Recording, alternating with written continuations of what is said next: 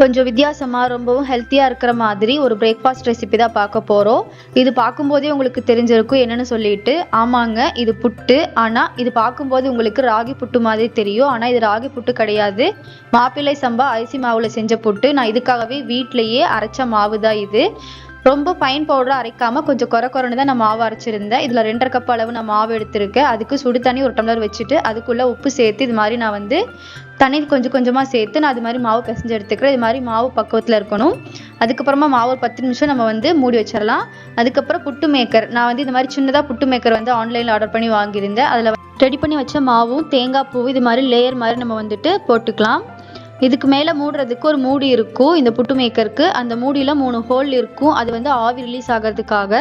இப்போ குக்கரில் தண்ணி வச்சுட்டு மேலே விசிலுக்கு பதிலாக நம்ம இது மாதிரி புட்டு மேக்கர் வச்சுக்கலாம். இது ஒரு 2 to 3 மினிட்ஸில் வந்து ரெடி ஆயிரும். இது மாதிரி ஆவி ரிலீஸ் ஆகும்போது எடுத்துட்டா அவ்வளோதான், புட்டு ரெடி.